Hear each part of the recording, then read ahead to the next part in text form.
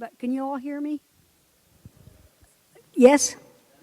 All right, if you can't, raise your hands and I'll slow down. I'm going to time myself because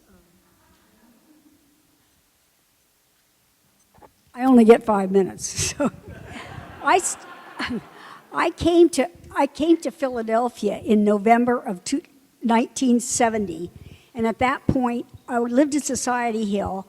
I got on the 23 trolley and came to Germantown Mennonite Church, which I picked because it was a general conference church, and I was raised in a general conference church. All the other churches in Philadelphia were mission churches.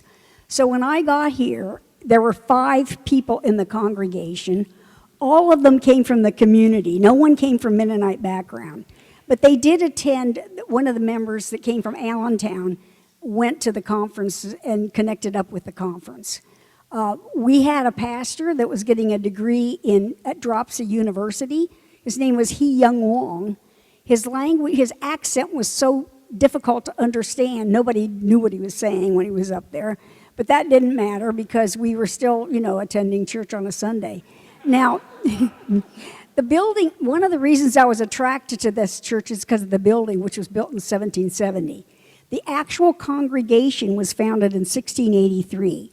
We are the oldest continuing congregation, Mennonite congregation, in the United States.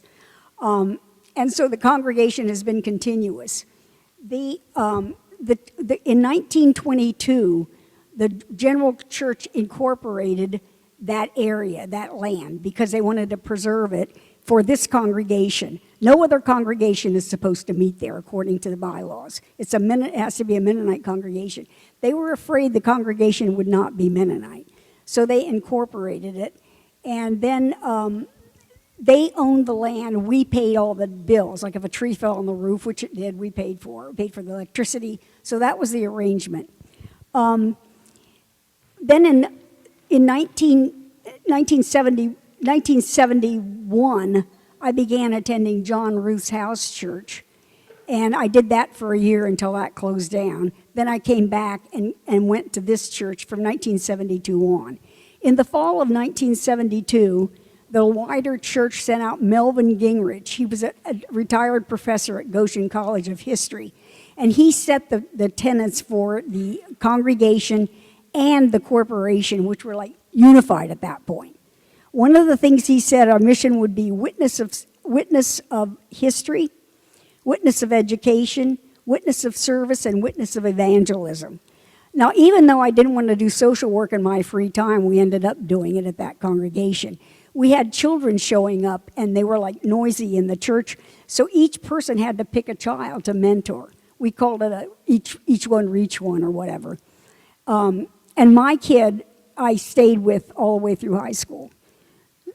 So, so then we hired a community worker. What we had in the congregation at that point were lay pastors. 4 people that had been nominated were lay pastors. So we didn't pay money for a pastor. We did pay money for the community worker. She started a girls' club. She started a summer Bible school, music workshop. So they had all these programs going on at the time in our church. Then Melvin Gingrich left after 1 year, and 2 VS workers from Kansas City came and replaced him, and that was Roman and Mariana Stutzman. They came and they were the caretakers at the Wick House.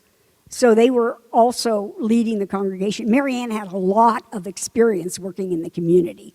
So she got all the women together. They had a women's club when I was there.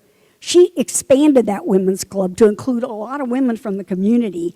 Then we would have flea markets every fall, and everybody would bring stuff, and all the women got involved. The money that was raised was used to send the neighborhood children to Camp Meadowland. And we'd drive them up and back, so different weeks.